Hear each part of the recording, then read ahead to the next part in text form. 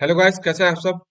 आज हम बात करने वाले हैं दिल्ली पुलिस कांस्टेबल की नई रिक्रूटमेंट के बारे में, जिसका एक शॉर्ट नोटिफिकेशन जारी किया गया है। और इसी वैकेंसी के बारे में सारी इंफॉर्मेशन हम डिटेल में समझेंगे कि टोटल नंबर ऑफ कितनी वैकेंसियां इसमें जारी की गई हैं, एज लिमिट क्या रहने वाला है, क्या है क्वालिफिकेशन, सिलेक्शन प्रोसीजर और इससे रिलेटेड एग्जाम पैटर्न को समझेंगे। तो चलिए शुरू करते हैं इस वीडियो को।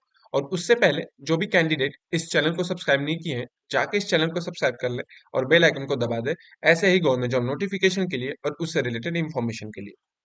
अगर मैं बात करूं तो ये जो वैकेंसी है, ये दिल्ली पुलिस कांस्टेबल की वैकेंसी है जिसका रिक्रूटमेंट जारी किया गया है। ठीक है। जो कि इसमें जो पोस्ट दी गई है वो 4,853 पोस्ट के लिए वैकेंसी निकली हुई है। ये वैकेंसी 4,853 प्लस पोस्ट के लिए वैकेंसी है, जिसमें एज लिमिट कितनी रहती है, एज क्वालिफिकेशन, ये सारी बातें हम आगे भी बताएंगे। तो चलिए शुरू करते हैं इस वीडियो को। अगर मैं ऑफिशियल नोटिफिकेशन की बात करूं तो office of deputy commissioner of the police यहाँ पे दिया होगा, ऑफ दिल्ली पुलिस हेडक्वार्टर।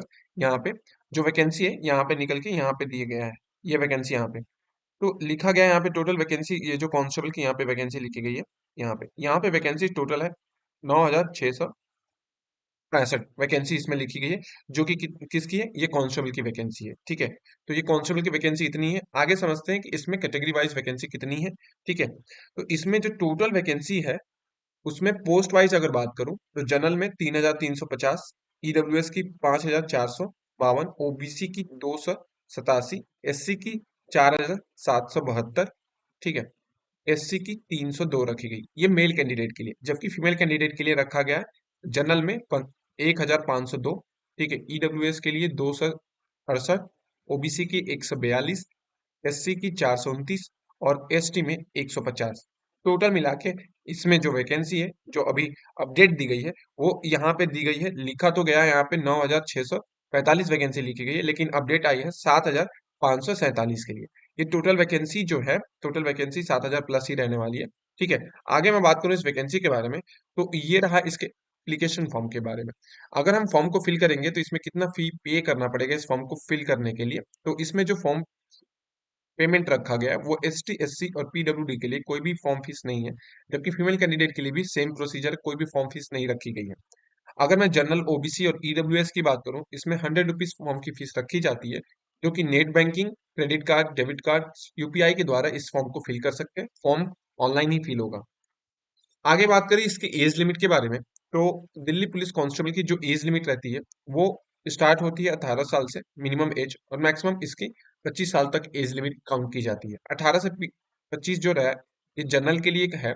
जबकि अगर मैं ओबीसी की बात करूं तो इसमें 3 साल की छूट, और एससी और एसटी की बात करूं तो इसमें 5 साल की छूट रखी जाती है।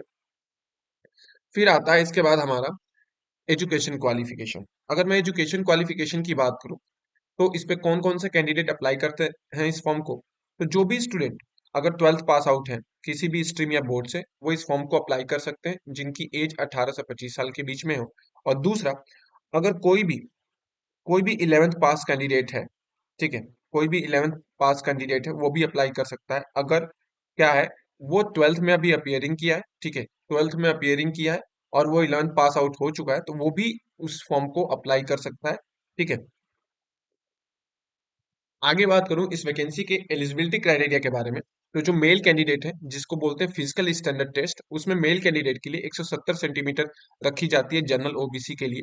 जबकि हाइट की बात करूं और 165 सेंटीमीटर रखी जाती है जो भी गोरखा रीजन के हैं, मद्रास रीजन के, मणिपुर, त्रिपुरा, मेघालय, असम, हिमाचल प्रदेश, ये रीजन के जो कैंडिडेट हैं 135 सेंटीमीटर उनकी हाइट मांगी जाती है। अगर मैं चेस्ट की बात करूं तो 81 सेंटीमीटर विथ एक्सपेंशन मांगा जाता है, और 78 मांगा जाता है इसमें नॉर्मल। ठीक है।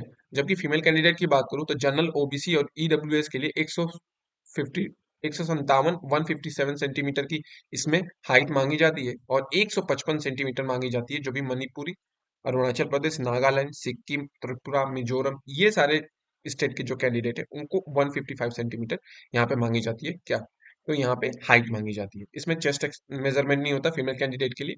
अगर आगे इसके बात करूं फिजिकल इफिशिएंसी टेस्ट के बारे में, तो जो भी कैंडिडेट है जिनकी एज 30 साल से नीचे है, 3 साल से नीचे वाले कैंडिडेट है, उनको 1600 मीटर की रेस कंप्लीट करनी होती है। मेल कैंडिडेट की बात कर रहा हूँ, 6 मिनट में। जो 30 से 40 साल के बीच में हैं, उनको 7 मिनट मिलती है 1600 मीटर की रेस रेस को कंप्लीट करने के लिए। और अबव 40 ईयर कैंडिडेट जो है उनको 8 मिनट मिलते हैं इस रेस को कंप्लीट करने के लिए।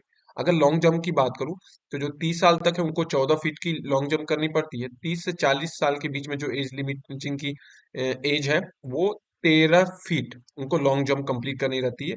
और जो 40 साल के ऊपर वाले कैंडिडेट हैं उनको 12 फीट की लॉन्ग जंप कंप्लीट करनी पड़ती है। वैसे ही हाई जंप की बात करूं तो 3.9 3 फीट 9 इंच की इसमें हाई जंप होती है। बिलो 30 ईयर जो कैंडिडेट है 30 साल के नीचे वाले कैंडिडेट 30 और 40 के बीच में जो है 3 फीट 6 इंच कंप्लीट करनी पड़ती है उनको हाई जंप। और 40 साल के जो ऊपर है 3 फीट 3 इंच की उनकी क्या होती है, तो उनकी हाई जंप होती है। सब में ये जो हाई जंप है लॉन्ग जंप है इसमें 3 चांसेस मिलते हैं इस लॉन्ग और हाई जंप को कंप्लीट करने के लिए। ये मेल कैंडिडेट के लिए था। फीमेल कैंडिडेट के लिए भी सेम है। अगर 30 साल से नीचे वालों की बात करूं तो 8 मिनट में 1600 मीटर की रनिंग होती है। लॉन्ग जंप 10 फीट की होती है और 3 फीट की हाई जंप होती है। 30 से 40 साल के बीच में जो फीमेल कैंडिडेट है वो 9 मिनट में रनिंग कंप्लीट करते हैं 1600 मीटर। 9 फीट की इसमें लॉन्ग जंप होती है और हाई जंप 2.9 फीट की होती है। जो एबव 40 है 10 मिनट में उनको 1600 मीटर की रनिंग करनी पड़ती है।